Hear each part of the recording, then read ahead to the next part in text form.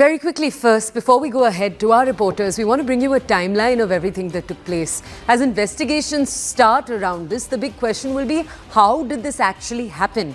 So to help you piece together a part of it, we've put together this timeline. Remember, RCB won the match against PVKS. All of that took place late in the night. Now, yesterday morning at 7 a.m., RCB, post winning the final, posted this message that there would be a victory parade taking place in the afternoon. As you can see over here, 3:30 p.m. is when it was supposed to be taking place. Now in the afternoon, that's when you get your first seeming mixed message, where the Karnataka Home Minister says that the parade has been cancelled. So this 3:30 p.m. parade that was supposed to take place is not going to happen. Now, 3:14, remember that's about 15 minutes before RCB had earlier said the parade would start. That's when they post a second message about this same thing, about the victory parade. And at that point, their message says that, okay, all right, it's going to be taking place. It's going to be taking place at 5 p.m., not the earlier 3 p.m. stated time. And remember, this is when there's already been one set of contradictory messages saying there won't be a parade at all. Now, a large number of fans start gathering. And as our colleague Rohini was saying, this actually started in the different metro stations. So you could feel the weight of thousands of people pouring in through the metro into this area, this street. And it's outside the Chinnaswamy Stadium as people started gathering. Remember, the stadium has a capacity of 30,000 plus. There were more than 2 to 3 lakh people that gathered there. And it's at that point that the police resorted to mild lathi charge to do crowd control in that region, as you can see on your screens right now. Now, we don't want to bring you more context because there was overcrowding. What essentially happened is one of the gates in the stadium was opened. People piled up. These were both ticket holders and non-ticket holders, as there was confusion around tickets, whether tickets were issued, the platform on which what led to the stampede. Let's go over to our colleague Harish Upadhyay, who has through this morning brought us details around the stampede and the efforts post that stampede, just to understand a little bit more around this entire story. Harish, thank you for joining us. Harish, we've just walked our audiences through the timeline of what happened yesterday. Can you tell our audiences, Harish, what the chain of command when it comes to the initial announcement and how the authorities reacted? What was that chain of command supposed to be? Because we've just told our audiences that RCB announced the parade, and shortly after, the Karnataka Home Minister said that it's not going to be happening. Then again, RCB posted a sign. So what was that communication supposed to be, and where did it go wrong? Well, one thing seems to be becoming increasingly clear. There was no chain of command that was followed. RCB on its own was putting out tweets communicating about parade when even after Home Minister Parameshwara made it very clear that there's no permission for an open parade. Apart from that, even in terms of the programs at the stadium, looks like not much of a coordination was there between the KCA management, the RCB team management, and as well as the state government. Because the state government is now saying that we only set up preparation of put in policemen for the number of passes issued. But if you look at the crowd that had turned up, thousands of people had turned up without even a pass. Many of them were hoping that they would get a pass once they log into the platform that RCB had mentioned. But the servers crashed, yet the crowd did not clear from the area. That really became a problem. And looks like there was absolute communication breakdown as well between all these three crucial parties, the government, the RCB team management, and the KCA, which ultimately led to this tragedy. Harish, can you take us behind the scenes and tell us around what time are you receiving information that security agencies could first sense that the amount of people they thought would come was much smaller than the amount of people that did come? Well, by the time they realized it was too late, Toya. In fact, we were at the stadium at operation incident. We have received about 18 patients and 6 dead bodies. All 6 dead bodies we have received as brought dead. So among 18 patients, so most of the patients taken, 8 patients taken outpatient treatment and they went home happily. And other 10 patients we have admitted for observation.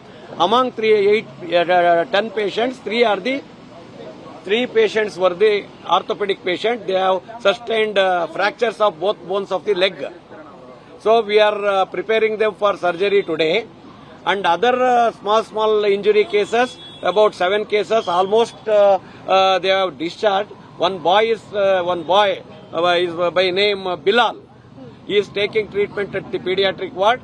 He has got some right eye subconjunctival hemorrhage. He is under treatment. I have told our ophthalmologist to take care of that patient. So within 1 or 2 days he will become all right. No, right now there is no problem for vision. So tomorrow or day after tomorrow, I am going to discharge that patient also. Sir, when the victims had come in, when there were people who had injured had come in, what was the kind of reaction that given? Because definitely the situation there was very intense. What did you observe initially? So your initial observation, sir. All patients which I was received yesterday, I was in the headquarter, I was in the casualty. So most of them were restless, irritable, they were highly anxious, parents were anxious, people are anxious, public are anxious. So we have made all arrangements, we got all doctors, we have taken all doctors from the different departments to casualty. So we are very much scared, and also we felt very bad about that incident, and we have rushed to the patients, we have whatever the treatment required, whichever the patient on priority basis, we have given proper treatment. There were many politicians coming in yesterday. What is the kind of extended support that you're getting from the government? There's obviously a lot of focus. Regarding that matter, I don't know, ma. Government will take, our minister has given standing instruction to take care of our patients. We have given, our dean and director has given lot of support. He has given, we have given full 100% free treatment. Drugs, IV fluids and all dressings, no problem. They have supplied like anything. So right now we have furnished with things properly. Sir, there were 6 people who had deceased. Several of them were unidentified as well. Were we still able to identify? Yeah, at the time of admission, all 6 dead bodies were unidentified. We have admitted them as unidentified. So after time passed away, the parents were come. So they have identified 2 bodies here. Then after in the midnight, so about all patients were identified. So how many the people? cause of the death? That most of them So the cause of the death after the postmortem, the concerned forensic expert will tell me. Sir, most of the dead bodies that were handed over, they had no base. External injuries, no. External injury, no patient had external injury. But other patients we have admitted on or treated on OPD basis or some injured. Except them, all dead bodies we have received at the time of examination. We don't find much injuries. Was it a cause?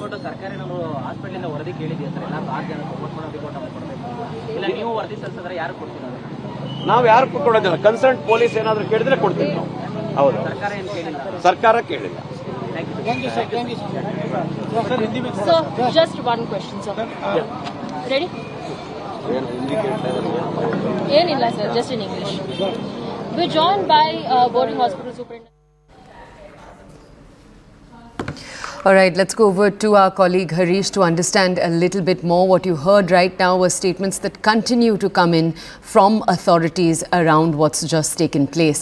Let's just go over to Harish, though, to understand more around who the blame should be stopping at, where the buck should be stopping. Harish, can you just explain to our audiences who the different organizations involved are? So, of course, there is RCB. It was the celebrating team and franchise. But who are the other organizations on the ground beyond the police who were responsible for coordinating this event? Well, it was the KSA, the owners of this stadium. They were the ones who, along with RCB, were supposed to put significant amount of manpower in managing the crowd inside the stadium. Whether it's people who were checking the tickets, the bouncers at the entry and exit gate, the others who were supposed to manage the crowd. It was largely their personnel who had to do it. Yes, the police was there. They were taking care of the crowd handling outside the stadium, and also within the stadium also they were also extending help. But remember, this is a stadium that regularly hosts matches. Just last week, a week before that, we've had matches, RCB matches here, which usually sees